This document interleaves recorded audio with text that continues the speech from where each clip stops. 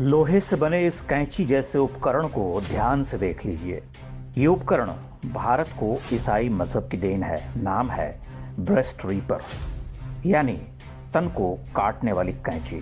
गोवा में पुर्तगाली कब्जे के दौरान वहां के चर्च ने इसका आविष्कार भारतीयों के लिए किया था।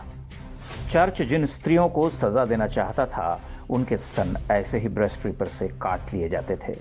बड़ी संख्या में हिंदू स्त्रियां इस हथियार का शिकार बनी। कई बार ईसाई बन चुकी महिलाओं को भी यह सजा दी जाती थी, क्योंकि उन पर संदेह होता था कि वो घर में चोरी छिपे हिंदू देवी देवताओं की पूजा करती हैं। पुरुषों के लिए भी यह अपराध था। उनके लिए दंड की अलग व्यवस्था थी। उस दौर में गोवा में धार्मिक रीति रिवाज तो दूर, घर में तुलसी का पौधा लगाना भी अपराध था। 16वीं शताब्दी के आरंभ में ही गोवा पर पुर्तगालियों का अधिकार हो गया था। इसके बाद से ही स्थानीय हिंदुओं पर अत्याचार शुरू हो गए। लोगों को बलपूर्वक लालच देकर ईसाई बनाने का काम शुरू हुआ।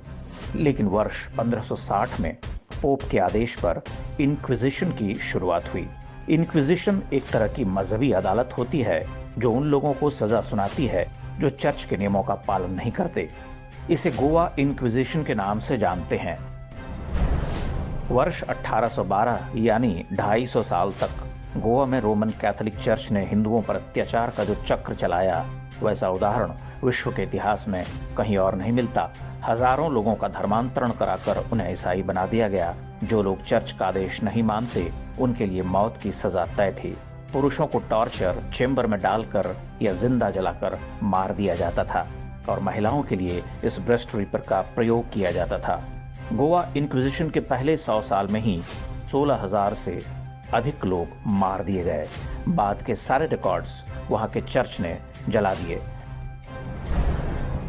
कैथोलिक मिशनरी फ्रांसिस जेवियर की सिफारिश पर गोवा में इंक्विजिशन की घोषणा हुई थी। ऐसे ही शानदार कामों के लिए फ्रांसिस जेवियर को मरने के बाद संत की उपाधि दी गई। आज भारत में सेंट जेवियर्स के नाम से कई कॉलेज और दूसरी शैक्षणिक संस्थाएं चलती हैं। गोवा के एक चर्च में आज भी फ्रांसिस जेवियर का शव संरक्षित करके रखा हुआ है। गोवा घूमने जाने वाले हिंदू भी उस चर्च में जाते हैं और बिना सत्य जाने सिर झुकाते हैं। सेंट जेवियर जैसी सोच वाले लोग आज भी हमारे देश में हैं। कहीं पादरी, कहीं बिशप, तो कहीं मिशनरी बनकर वो अपना काम कर रहे हैं। आज वही कट्टरपंथी ईसाई हम भारतीयों को मानवता, समानता और मानवाधिकार का पाठ पढ़ाते हैं। लोग गोवा इंक्विजिशन की कहानी भूल चुके हैं। स्वतंत्रता के बाद कांग्रेस की सरकारों ने स्कूली किताबों से इस अत्याचार की कहानियां लगभग पूरी तरह मिटा दी। न तो पोप न पुर्तगाल के शासकों ने कभी अपने इस पाप के लिए भारतीयों से क्षमा मांगने की आवश्यकता समझी।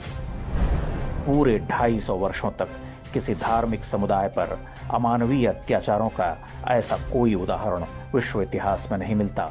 यह कोई दैवीय चमत्कार ही है कि गोवा में आज भी हिंदू धर्म बचा हुआ है। यह गोवा के हिंदुओं का साहस है जो उन्होंने इतने अत्याचार सहकर भी अपने धर्म और संस्कृति को सुरक्षित रखा। इसी का परिणाम है कि आज गोवा के कई कैथोलिक ईसाई परिवार भी जानते हैं कि उनके पूर्वज हिंदू थे। वो आज भी हिंदू संस्कृति से अलग नहीं हुए हैं। गोवा इंक्विजिशन का इतिहास नई पीढ़ी को बताना आवश्यक है, ताकि फिर कोई पोप या उसका एजेंट ऐसा अपराध न करने पाए। इतिहास को जानेंगे तभी भविष्य सुरक्षित होगा। विश्वास रखिए, एक दिन भारत में सेक्युलरिज्म का मायाजाल टूटेगा और अपनी जड़ों से काट दिए गए हिंदू भी अपने धर्म में लौट कर आएंगे।